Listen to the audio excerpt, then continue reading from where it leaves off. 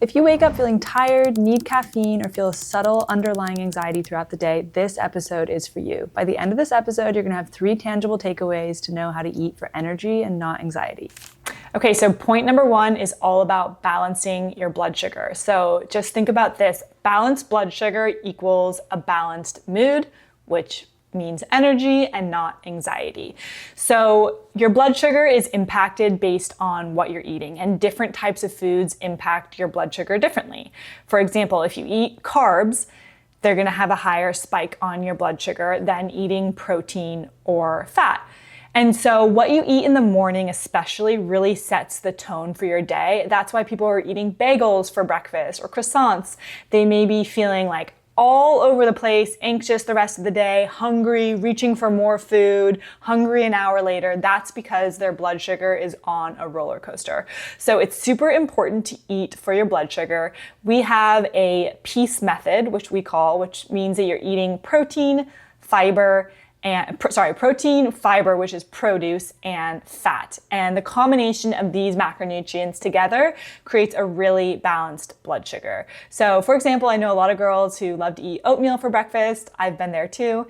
And you may notice that after you eat this big bowl of oatmeal, like an hour later, you're hungry again. And the reason for that is because when you eat carbs naked, which basically just means eating carbs alone, it's going to spike your blood sugar. So when you eat oatmeal, there's nothing wrong with oatmeal, but try adding into it protein. So you could do something like protein powder or egg whites. Fat, so think nuts, nut butter, cacao nibs, coconut flakes, and then more produce, so fiber. So think like fruits, berries are especially good, and then things like chia seeds or flax seeds. This is the same thing for people who like to have a smoothie in the morning. I know girls who are literally putting just fruit in their smoothies, and I'm like, oh my gosh, you guys know we need to be building smoothies that also match the PEACE method, the PEACE formula. So protein, get some fiber in there, get some fat, and you will notice that you feel much more calm after eating that.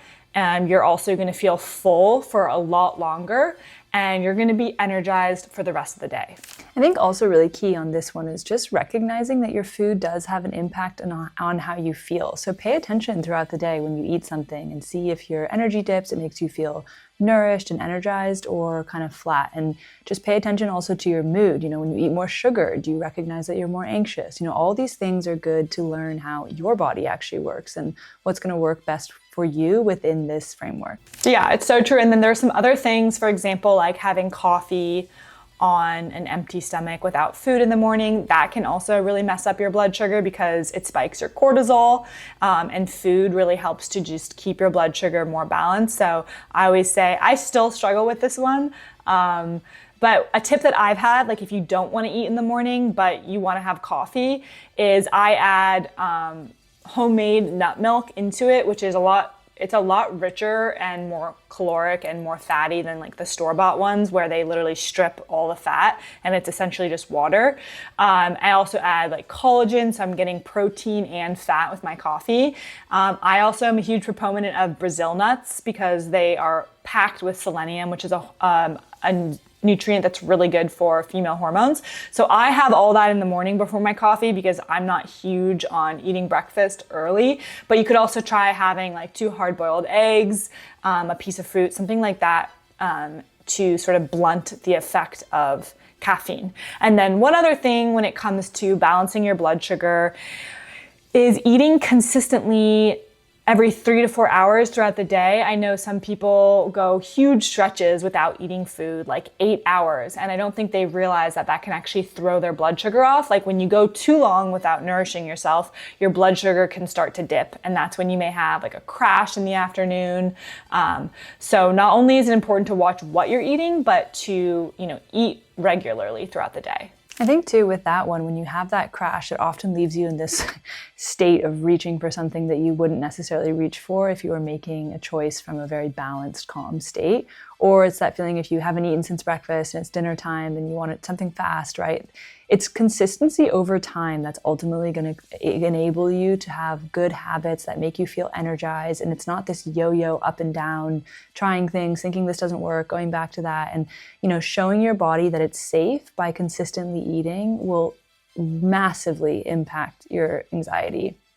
And this is something that, I personally have had a lot of experience in it. And I used to get up in the morning and drink my coffee, and you don't realize that there's an underlying stress. And I think that once you commit to some of these habits for a few weeks, you can actually feel how much calmer you feel. And there isn't that baseline anxiety that you almost get used to, and you think that it's normal, and it's really not normal, actually. And it's your body trying to speak to you saying, we need more support in this area.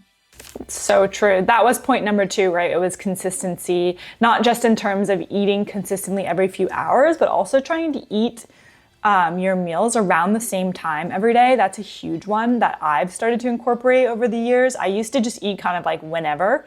Honestly, I used to eat when I felt hungry, which I think a lot of people in the intuitive eating space talk about. But the problem with that is that so many women, their hunger hormones are not functioning optimally because of years of dieting or stress or fasting. So those types of things can actually cause your hunger hormones not to operate correctly, because it's actually, if you wake up in the morning hungry, that means that your metabolism, your hunger hormones, like everything is working well. And when you just aren't hungry for, long hours into the day, that's not just a sign that you should just not eat until 2 p.m. And call it intuitive eating and listening to your body. Also, I don't want to speak in black and whites. There's probably times where that makes sense for some people, but I'm just saying, for the most part, if you're somebody who's not hungry until 2 p.m., there's probably something going on with your hunger hormones. And it can actually be a really nourishing and healthy thing to make yourself eat something little. Like, you could eat a smoothie that's really easy to digest. You could have something light like yogurt. It doesn't have to be this huge meal, but it is healthy to eat at the same time, and it is healthy to eat regularly throughout the day. What's your experience been with that, Belle? Yeah, honestly, I think for gut health as well, it's really good for your body to eat at consistent times throughout the day, because your body then kind of gets on its own rhythm and is expecting food to come in. And that's when, digestive enzymes, all these things are working. And if you're eating at all these random times throughout the day, it's actually a lot harder for your digestive system. And I personally, have had my own struggles recently with gut health, and eating consistently nourishing, warm meals that my body feels safe, digesting has really helped me. Yeah, and it's not even just, it's also that our bodies are cyclical, and they are, I don't know the word for this, but our bodies perform better when we know food is coming. So when you do these things like one day you won't eat till 2, or then you'll wait 10 hours from breakfast to dinner, that adds anxiety to your body, because it literally doesn't know when it can expect food. And so when you have a little bit of consistency in terms of the timing, and you try to eat around the same time every day, obviously we're not robots, we're humans, life happens, but it's the same thing with like going to bed and going to sleep and waking up at the same time every day. That's really good for your body to learn what to expect, and it helps to build routine, and then you sleep better. It's the same thing with food. When you can eat around the same time every single day, your body knows when food is coming, and that helps to keep you a lot more calm and a lot more stable throughout the day, and it gives you energy, and it prevents sort of those huge anxiety spikes. Yeah, steady nourishment is really the ultimate sign of safety for your body. Which kind of brings us to point number 3, which is all about eating for your nervous system. Do you want to kick this one off? Yeah, so eating for your nervous system is also very much a mindset thing. Putting down distractions, sitting down, taking a few deep breaths, it can go so far in terms of how your body digests and how you feel afterwards. I think it's too easy in today's world to be watching TV or looking at your phone, or you don't even realize it, but you're stressed when you're eating, and that really impacts how your body digests food.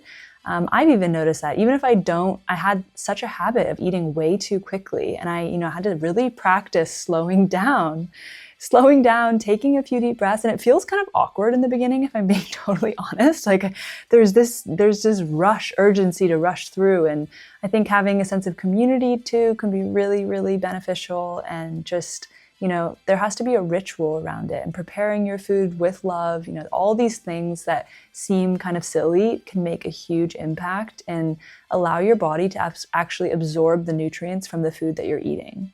It's so true. Slowing down is the biggest thing when it comes to nervous system. It's so hard for all of us today. We live in such a fast-paced environment. You know, it's all about go, go, go, hustle, hustle, hustle. But really slowing down makes a huge difference in creating energy as opposed to anxiety in your body. So those are our 3 tips for you today. Number 1, all about blood sugar. Number 2, consistent nourishment. And number 3 is eating for your nervous system. We hope this video helps, and see you in the next one. We'll see you in the next one. And just remember that when you eat for energy instead of, all these other things, you're telling your body you're safe, and that's how you will function.